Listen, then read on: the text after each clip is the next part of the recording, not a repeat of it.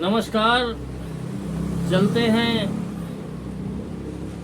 आज वास्तु विषय की ओर,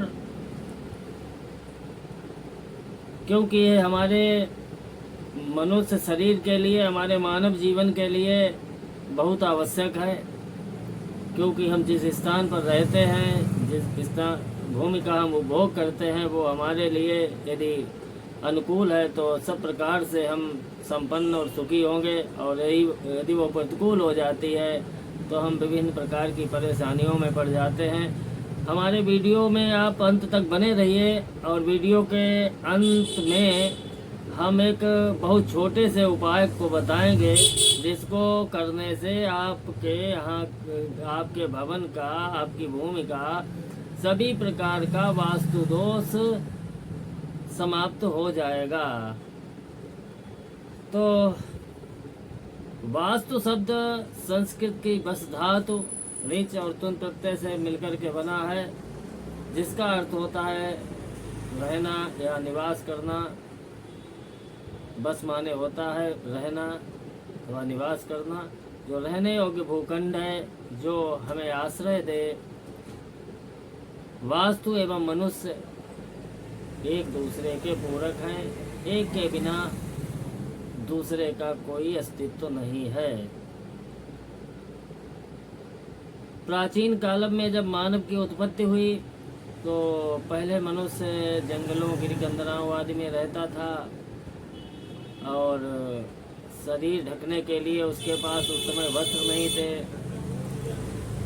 जो भी प्राकृतिक रूप से उसको फल आदि प्राप्त होते थे, उन्हीं को खा करके वो जीवित रहता था।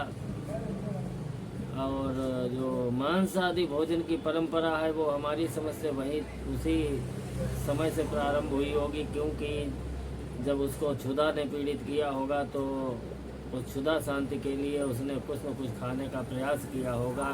फिर धीरे धीरे सभ्यता का जैसे जैसे विकास हुआ, मानव सभ्य होता चला गया।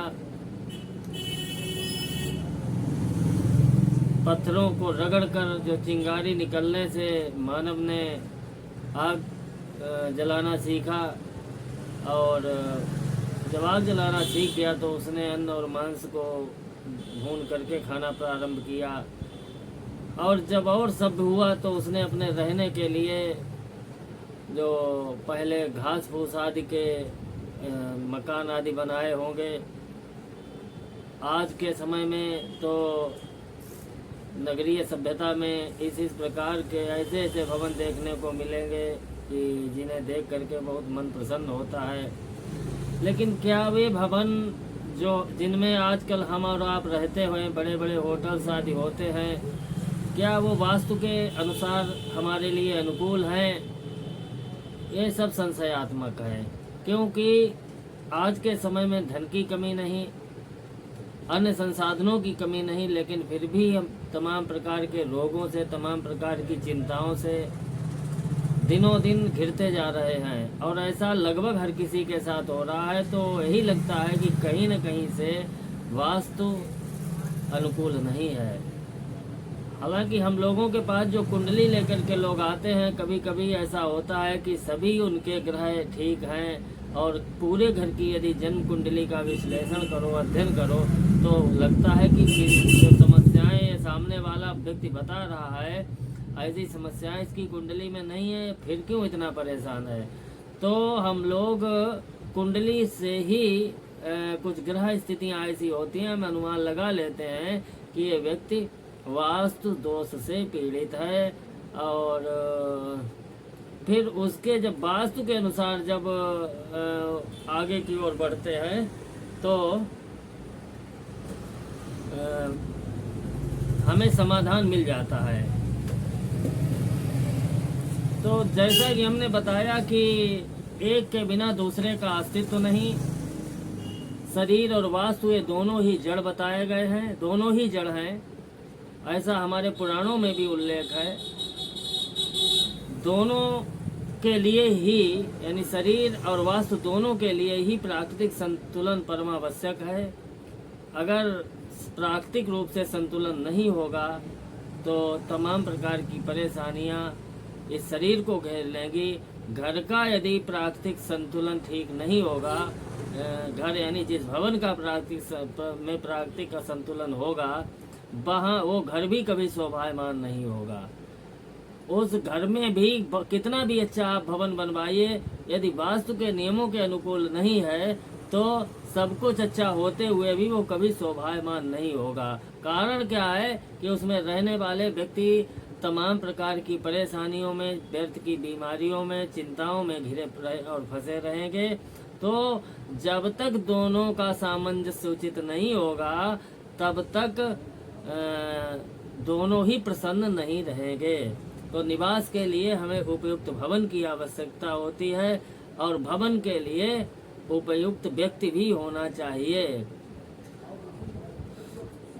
और जब दोनों उपयुक्त होंगे तो किसी भी प्रकार के दोष का कोई प्रश्न ही नहीं उठता, इसलिए कुछ भी अशुभ नहीं है। दोनों में यदि अनुकूलता हो जाए, यानी वास्तु यानी भवन जिसमें हम निवास करते हैं और मनुष्य यानी हम में यदि दोनों में अनुकूलता हो जाए तो किसी प्रकार का कुछ भी अशुभ नहीं है। इसीलिए हमारे ऋषियों ने बताया है कि यदि थोड़ा बहुत अशुभ भी है तो उस तत् देवता को प्रणाम करने मात्र से वो दोष शांत हो जाता है। इसलिए ओम वास्तु देवताभ्यो नमः। हम वास्तु देवता को प्रणाम करके, नमस्कार करके आगे विषय की ओर बढ़ते हैं, क्योंकि हम जहाँ बैठे हैं वहाँ के भी अधिपति वास्तु देवता है। यदि यहाँ भी कोई दोष होगा और हमारे जो दर्शक इस वीडियो को देख रहे हैं वो जहाँ पर बैठे हैं वहाँ पर भी यदि कोई वास्तु दोष है तो वास्तु देवता को प्रणाम करने मात्र से ही वो दोष दूर हो जाएगा, क्योंकि स्तोत्रम का न तुष्ट है, स्तुति करने से कौन नहीं संतुष्ट होता है। इसलिए प्रणाम कर लीजिए वास्तु देवता को, और प्रणाम करने से निश्चित ही जरूर कोई मतलब थोड़ा बहुत दोष तो अवश्य ही दूर होगा। भावना तो मैं तो इस प्रकार का विश्वास करता हूँ कि यदि हमने नित्य दिन में एक बार भी मन से प्रणाम कर लिया तो हमारे घर का वास्तु दोष होता ही चला जाएगा। तो इस समय आप एक बार वास्तु देवता को प्रणाम कर लीजिए। नाग पृष्ठ समारूढ़म शूल हस्तम महाबलम पाताल नायकम देवम वासुदेवम नमाम्यहम्। नाग पृष्ठ पर आसीन, पाताल हाथ में शूल लिए हुए पाताल के अधिपति वासु देवता को मैं प्रणाम करता हूँ। अब इन वास्तु देवता का प्रादुर्भाव कैसे हुआ, और जब इनका प्रादुर्भाव हुआ तो इस वास्तु शास्त्र के रहस्य को समझने वाले या जानने वाले कौन कौन उपदेष्टा ऋषि हैं, थोड़ा उनके बारे में भी चर्चा करेंगे। भगवान शंकर ने जिस समय अंधकासुर नामक राक्षस का वध किया, उस समय उनके मस्तक से पसीने की कुछ बूंदें पृथ्वी भूमि के ऊपर गिर गईं और उससे एक विकराल मुख वाला दुष्ट प्राणी उत्पन्न हुआ। उस प्राणी ने पृथ्वी पर गिरे हुए वो जो अंधक राक्षस था उसके रक्त का पान कर लिया, और फिर भी जब वो प्राणी तृप्त नहीं हुआ तो वो भगवान शंकर के सामने घोर तपस्या करने लगा। उसकी तपस्या से प्रसन्न होकर के भगवान शिव ने उससे कहा कि तुम्हारी जो भी कामना हो, जो भी इच्छा हो, वो वरदान हमसे मांग लो। उस देवता ने कहा, वर मांगा कि मैं तीनों लोकों को ग्रसित कर लूं, ग्रस लूं, इतना समर्थ होना चाहता हूँ। भगवान शिव आशुतोष हैं, यानी शीघ्र प्रसन्न होकर के बहुत जल्दी वरदान दे देते हैं। उन्होंने उसको वरदान दे दिया। वर प्राप्त करने के बाद वह अपने विशाल शरीर से तीनों लोकों को अवरुद्ध करता हुआ पृथ्वी पर आ गिरा। तब देवताओं ने भयभीत होकर उसको अधोमुख यानी नीचे की ओर मुख करके, वास्तु देवता का मुख जो है वो नीचे की ओर है, उसको स्तंभित कर दिया, यानी जहां का तहां रोक दिया। जिस देवता ने उसको जहां दबा रखा था वो देवता उसके उसी अंग पर निवास करने लगा, और सभी देवताओं के निवास करने के कारण वह वास्तु के नाम से प्रसिद्ध हुआ। अब ये जो वास्तु शास्त्र है इसके जो रचयिता हैं, इसके जो उपदेष्टा ऋषि हैं वो कौन कौन से हैं। मत्स्य पुराण में इसका उल्लेख मिलता है। भृगुर्वशिष्ठश्च भृगुरतिर्वशिष्ठश्च विश्वकर्मा मयस्तथा नारदो नग्नजिच्चैव विशालाक्षः पुरन्दरः ब्रह्मा कुमारो नन्दीशा शौनको गर्ग एव च वासुदेवो निरुद्धश्च तथा शुक्र बृहस्पति अष्टादशैते विख्याता वास्तुशास्त्रोपदेशका। अष्टादशैते विख्याता वास्तुशास्त्रोपदेशका भृगु अत्रि वशिष्ठ विश्वकर्मा मय नारद नग्नजित भगवान शंकर इंद्र ब्रह्मा अश्विनी कुमार नंदीश्वर शौनक ऋषि गर्ग ऋषि भगवान वासुदेव अनिरुद्ध शुक्र और बृहस्पति, ये 18 वास्तुशास्त्र के उपदेष्टा ऋषि बताए गए हैं। तो किसी भी रहस्य को समझने के लिए, उस रहस्य को सुलझाने के लिए प्रकृति को आत्मसात करना परमावश्यक होता है। 5 महाभूत मन बुद्धि और अहंकार, यह ईश्वर की अष्टधा प्रकृति है। श्रीमद् भगवत गीता के 7वें अध्याय के श्लोक संख्या 4 में भगवान ने अर्जुन को उपदेश देते हुए बताया है कि भूमि रापो नलो वायु खम मनो बुद्धि रेव च अहंकारम इतीयम ते में अहंकारम इतीयम में भिन्ना प्रकृतिरष्टधा। यानी हमारा शरीर पंचभौतिक है, इसकी रचना जो है भूमि जल तेज वायु और आकाश से हुई है। इसलिए शरीर को पुष्ट रखने के लिए इन 5 तत्वों का निरंतर हम रहना हमारे लिए बहुत आवश्यक है। वास्तु का विचार करते समय गृह निर्माण में इन्हीं 5 तत्वों को की विशेष आवश्यकता होती है। पूर्व में जैसा कि हमने बताया कि वास्तु और मनुष्य, यानी जो वास्तु है और मनुष्य शरीर, ये दोनों ही एक दूसरे के पूरक हैं। एक के बिना दूसरे का अस्तित्व तो नहीं, क्योंकि दोनों ही जड़ हैं। श्री रामचरितमानस में गोस्वामी तुलसीदास जी ने 2 स्थान पर इसका उल्लेख किया है। क्षितिजल पावक गगन समीरा पंच रचितया अधम शरीरा। तारा को, बाली की पत्नी तारा को उपदेश देते समय कि इन 5 क्षिति जल पावक गगन समीरा, आकाश जल अग्नि वायु पृथ्वी, इन 5 तत्वों से मिलकर के पंच महाभूत शरीर बना हुआ है। फिर आगे समुद्र ने भगवान राम, समुद्र और भगवान राम के जब प्रसंग में समुद्र ने भी इस प्रकार से कि गगन समीर अनल जल धरनी इनकई नाथ साज जल करनी। तो समुद्र ने जब अपने बारे में बताया है तो यानी ये जो 5 महाभूत हैं इनको भी जड़ बताया गया है, और जो शरीर है हमारा भौतिक शरीर है ये भी जड़ है। आकाश क्या है? आकाश एक प्रकार का रिक्त स्थान है, और वायु रिक्त स्थान को भरने वाला एक अदृश्य पदार्थ है। तेज उष्णता और प्रकाश का कारक तत्व है। जल यानी गीला आर्द्र करने वाला द्रव है। भूमि ठोस कठोर निश्चित रूप रंग और आकार वाला एक पदार्थ है। तो शरीर अथवा निवास योग्य क्षेत्र में इन 5 का नियमित अनुपात, निश्चित अनुपात यानी 5, 4, 3, 2, 1 के अनुपात में होना आवश्यक है। वास्तु में जब यह अनुपात उचित होगा तो वो आवास मनुष्य के लिए शुभ और पुष्टिकारक होगा। उसमें रहने वाले सभी व्यक्ति दीर्घायु, निरोगी, प्रसन्न होंगे। उस घर में रहने वालों के परिवार की वृद्धि होगी। वो भवन के रहने वाले लोग धन धान्य से संपन्न होंगे। भवन में आवश्यकता का सभी सामान जो कि हमारी आवश्यकताओं की पूर्ति करता है वो भूमि तत्व है।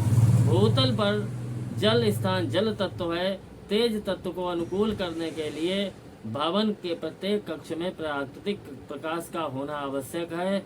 घर के चारों ओर से सूर्य का प्रकाश दिखना चाहिए। यानी जो चार मुख्य दिशाएं होती हैं, उन छत पर जाने पर चारों दिशाओं से वह सूर्य का प्रकाश हमें मिलना चाहिए।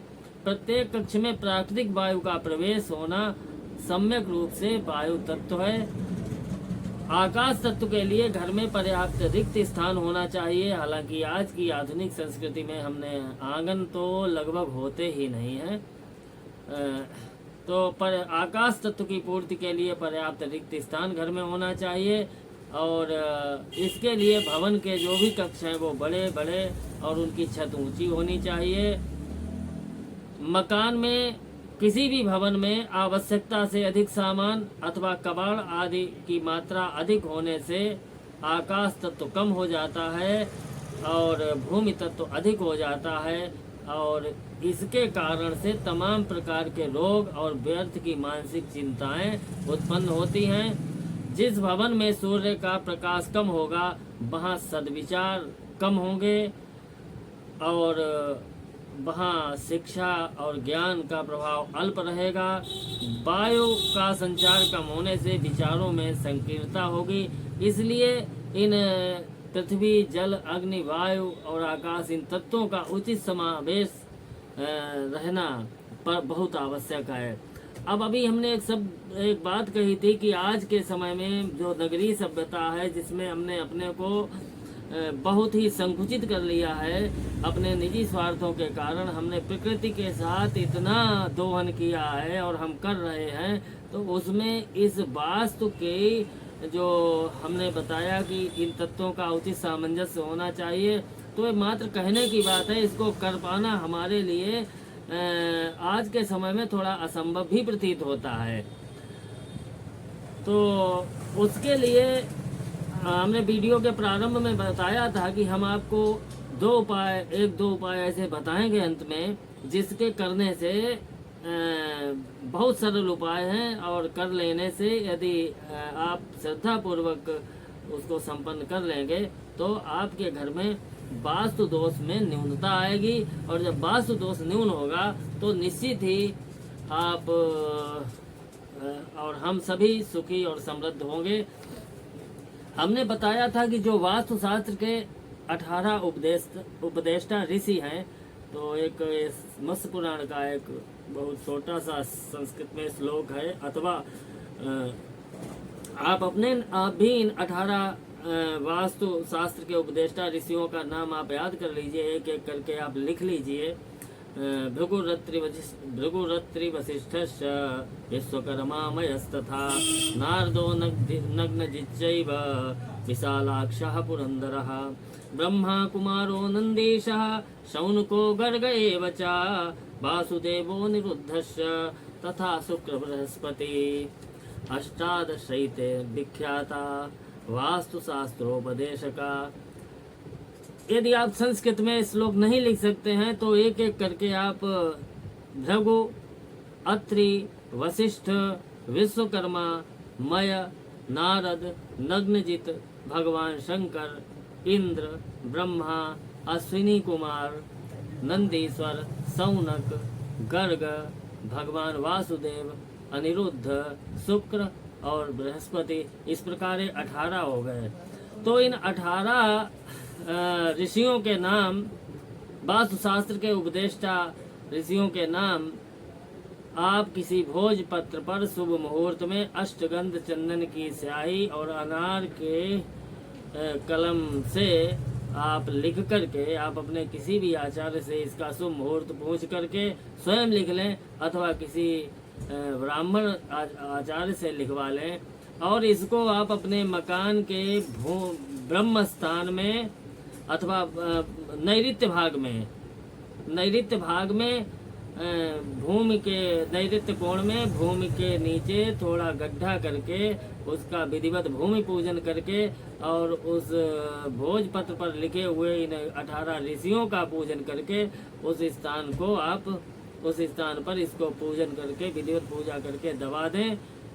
अथवा आप अपने पूजा घर ईशान कोण में जहाँ भी आपका पूजा घर है वहाँ पर आप इसको केवल रख कर के किसी लाल कपड़े में रखकर आप पूजा घर में रख दें और इसकी नित्य पूजा करते रहें, इन ऋषियों का स्मरण करते रहें, तो आपके घर में वास्तु दोष में बहुत कुछ न्यूनता आ जाएगी।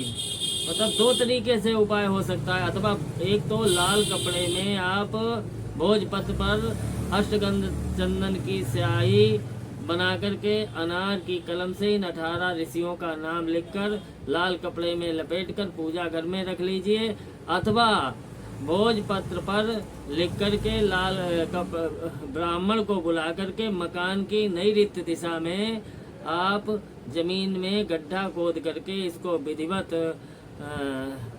वहाँ पर स्थापित कर दीजिए, दबा दीजिए और उनसे प्रार्थना कीजिए, तो आपके घर में वास्तु दोष में न्यूनता आ जाएगी। ये मकान के भीतरी भाग का वास्तु दोष इससे आपका शांत हो गया। अब आपका यदि मकान का बाहरी द्वार है, उसमें किस तरीके से हम मकान का जो बाहरी भाग है, यानी जिस दिशा में आपका द्वार हो, चाहे कोई भी द्वार हो, दिशा हो, उसका वास्तु दोष हम कैसे शांत करेंगे? पीतल धातु का स्वास्तिक अथवा ओम अथवा त्रिशूल, इन तीन में से कोई भी एक यदि आपको एक मिल जाए तो वो आप मुख्य द्वार पर लगा करके जो सिंदूर और घी मिला करके उसका लेपन कर दें और उसकी पूजा विधिवत पूजा कर दें किसी शुभ मुहूर्त में आचार्य से पूछ करके, तो उससे आपके मकान का जो बाहरी वास्तु दोष है वो बहुत हद तक कम हो जाएगा।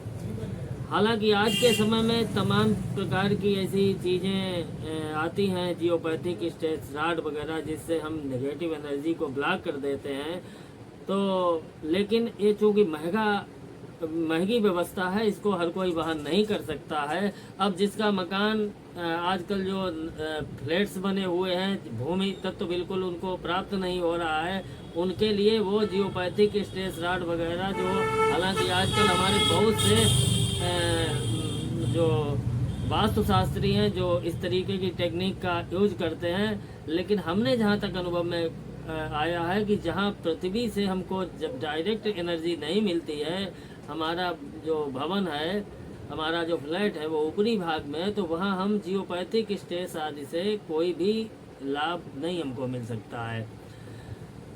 तो मुख्य द्वार के लिए हमने बताया किसी भी दिशा में हो, पूर्व पश्चिम उत्तर दक्षिण अथवा किसी भी कोने में हो, आग्नेय वायव्य नैऋत्य ईशान किसी भी कोण में हो, तो स्वास्तिक का चिन्ह अथवा ओम का प्रतीकात्मक चिन्ह पीतल का और एक त्रिशूल का जो चिन्ह आता है वो आप दरवाजे पर लगाकर घी और सिंदूर मिलाकर के लेपन कर दें। लेकिन उसके लिए भी शुभ मुहूर्त होना चाहिए। यदि आपका मकान दक्षिण दिशा में है तो उसमें आप काले घोड़े की नाल नीचे की ओर मुंह करके लगा सकते हैं और उसके ऊपर आप सिंदूर का लेपन कर दीजिए। पश्चिम दिशा के मकान में यदि पश्चिम दिशा की ओर मकान है और उसमें रहने वाले लोग कुछ अधिक मात्रा में बीमार रहते हैं, परेशान रहते हैं, तो पश्चिम दिशा की ओर भी मकान में आप घोड़े की नाल का प्रयोग कर सकते हैं। लेकिन वो नाल का कालापन नहीं दिखना चाहिए, उसके ऊपर आप बहुत गाढ़ा गाढ़ा सिंदूर लगा दीजिए जिससे कि वो कालापन बिल्कुल ना दिखे। तो ये हमने जो दो छोटे से उपाय बताए, आशा है कि आप सभी को हमारा वीडियो पसंद आएगा और आप हमारे इस यूट्यूब चैनल पर बने रहिए। हमारे चैनल को लाइक और सब्सक्राइब कीजिए। धन्यवाद। फिर मिलेंगे। आप सभी का दिन मंगल।